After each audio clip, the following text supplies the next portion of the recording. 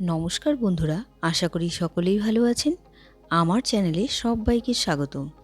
আজকে আমি আপনাদের জন্য নিয়ে এসেছি একদম ঘরোয়া বাঙালি স্বাদের দারুণ একটি মাছের রেসিপি, মৌরলা মাছের আলু বেগুন দিয়ে ঝাল। আলু, বেগুন আর মৌরলা মাছের মিশ্রণে তৈরি এই ঝাল রেসিপি গরম ভাতের সাথে খেতে লাগে অসাধারণ। তাহলে আর দেরি না করে ঝটপট রেসিপিটি শুরু করি। আমি মৌরলা মাছ নিয়ে নিয়েছি। এদিকে আমি নুন আর হলুদ দিয়ে মৌরলা মাছটা মেখে নেব। মেখে নিয়ে আমি 5 মিনিট রেখে দেব। মেখে নেওয়া হয়ে গিয়েছে। পরবর্তী ইনগ্রেডিয়েন্টস হিসেবে আমি নিয়ে নিয়েছি এখানে 2 রকমের সর্ষে, জিরে, আদা আর কাঁচা লঙ্কা। আমি 1 চামচ জিরে নিয়েছি, 1 চামচ সাদা সর্ষে নিয়েছি, 2 চামচের মতো এখানে কালো সর্ষে নিয়েছি, আদা 1 ইঞ্চি।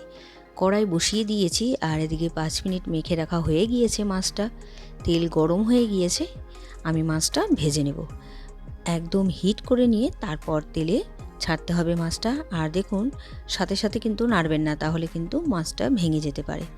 এক পাশটা ভেজে নেওয়া হয়ে গিয়েছে, আর এক পাশটা আমি ভেজে নিচ্ছি।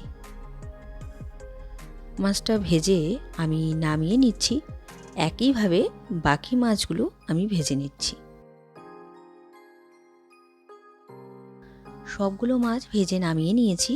এবার ওই তেলেই আমি ভেজে নিচ্ছি লম্বা লম্বা করে কেটে রাখা বেগুন। বেগুন কিন্তু আমি এমনিই ভেজে নিচ্ছি, তেলের মধ্যেই কিন্তু চলে গেছে নুন আর হলুদটা, যেহেতু মাছ ভাজার তেলেই আমি ভেজে নিচ্ছি। বেগুনটা ভেজে আমি নামিয়ে নিচ্ছি।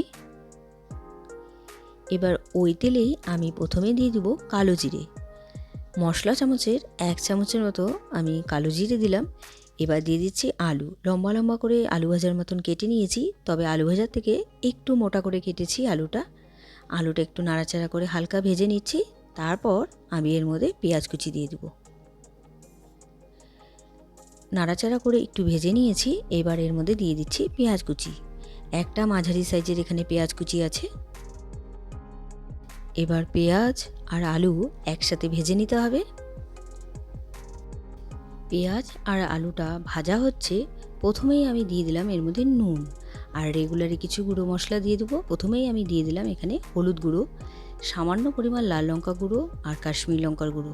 আর প্রথমেই যে আমি মশলাটা দেখিয়েছিলাম সেটা মিক্সিতে বেটে নিয়েছি, সেই পেস্টটাই এখন দিয়ে দেবো। সর্ষের পেস্টটা বানিয়ে নিয়েছি, সেটা এখন দিয়ে দিচ্ছি।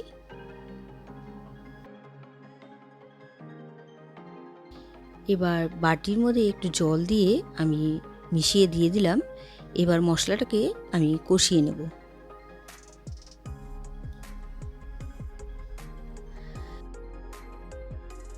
মশলাতে আমি যতটুকু জল দিয়েছিলাম, ভালো মতন করে মশলাটা কষে গিয়েছে আর জলটাও শুকিয়ে গিয়েছে। এবার আমি এর মধ্যে দিয়ে দেব ভেজে রাখা বেগুন। বেগুনটা আমি আগে দিলাম না এই কারণেই, তাহলে বেগুনটা কিন্তু গলে যেতে পারে, সেই কারণে সবার শেষে আমি বেগুনটা দিলাম। বেগুনটা দিয়ে একটু নাড়াচাড়া করে আমি মিক্সড করে দিলাম। এখন এর মধ্যে আমি দিয়ে দিচ্ছি জল। আমি কিন্তু এখানে গরম জল ব্যবহার করছি। জল দিয়ে একটু নাড়াচাড়া করে দিলাম। এবার দেখুন, জল দেওয়ার পর একটু ফুটে এসছে। এবার আমি ভেজে রাখা মৌরলা মাছটা দিয়ে দিলাম। মাছটা দিয়ে একটু নাড়াচাড়া করে নিলাম।